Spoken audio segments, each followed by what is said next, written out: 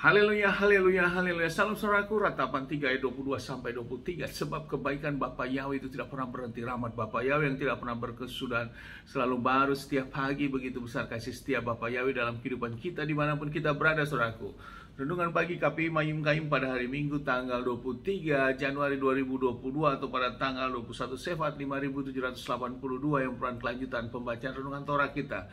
Dan dari kitab Keluaran 10 ayat 14 yang berkata demikian, saudaraku.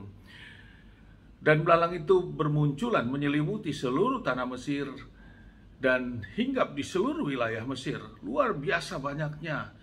Sebagaimana tidak pernah ada belalang seperti yang demikian, dan sesudah pun tidak akan ada lagi demikian. Saudaraku, perikop yang baru saja kita dengarkan adalah tentang tulah belalang, saudaraku. Tulah belalang merupakan tulah yang ke-8 dari 10 tulah yang Bapa kirimkan kepada Firaun, khususnya kepada Mesir saat Bapa Yahweh akan mengeluarkan bangsa Israel ini, saudaraku. Dan tulah ke-8 ini adalah belalang yang dikirimkan setelah tulah es, saudaraku. Tulah es yang menghancurkan seluruh wilayah Mesir. Kemudian setelah itu Firaun masih mengeraskan hati untuk tidak mau mengizinkan bangsa Israel untuk keluar dari Mesir. Dan Bapa yang mengirimkan tulah yang ke-8 ini, yaitu belalang, saudaraku.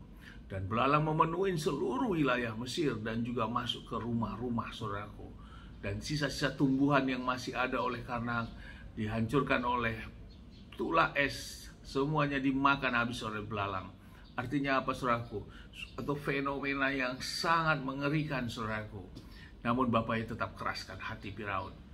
Memang karena dikeraskan hati Firaun. Kalau hati Firaun tidak dikeraskan, tentu secara manusia hal itu sangat menggentarkan. Tapi tujuan Bapa yang mengeraskan hati Firaun sebagai tokoh utama ini, saudaraku, bahwa Bapa yang ingin menyatakan kebesarannya kepada bangsa Mesir yang pada waktu itu begitu sangat sombongnya dengan penyembahan kepada dewa-dewa mereka. Namun semuanya tidak ada satupun kekuatan yang besar yang mampu mengalahkan otoritas dan kekuatan Bapa Yahweh. Tujuannya itu, saudaraku, sehingga kitab suci mencatat agar semua generasi-generasi kita mengetahui betapa besarnya Bapa Yahweh, kuasa Bapa Yahweh itu. Dan Tuhan yang sama, Elohim yang sama, yang disembah oleh Bapa Abraham, Ishak, dan Yakub, dan yang memiliki kuasa yang otoritas sangat besar ini, yang Mose perkenalkan ini kepada Mose, kepada bangsa Israel. Dan Tuhan yang sama itu juga yang kita sembah saat ini, saudaraku, yang kita sanjung tinggi, yang kita muliakan dan agungkan, karena sesungguhnya itulah Tuhan pencipta alam semesta, Yahweh Sebaot ini, saudaraku.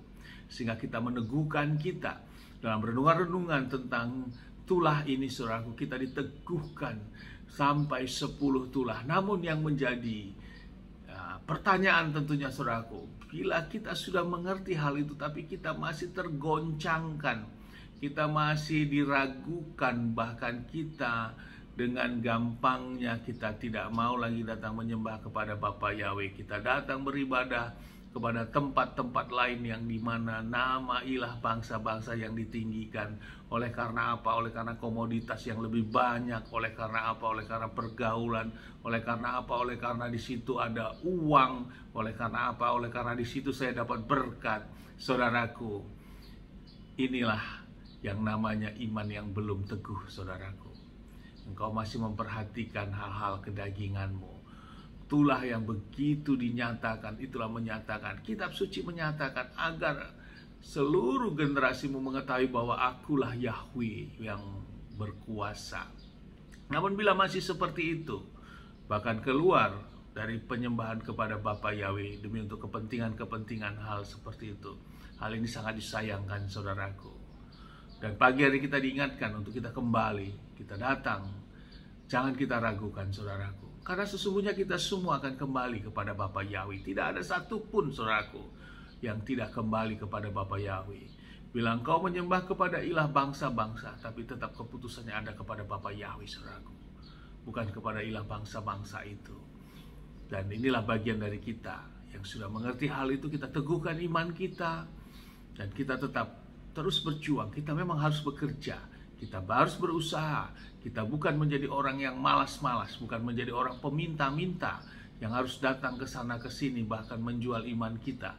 Kita yang sudah mengerti kebenaran Bapa Yahweh sebagai yang harus kita sembah, kita datang kepada komoditas-komoditas lain yang masih menyembah kepada ilah bangsa-bangsa. Demi untuk apa? Demi untuk mendapatkan kita uang, untuk mendapatkan kita suatu hal-hal yang diberi oleh mereka, saudaraku.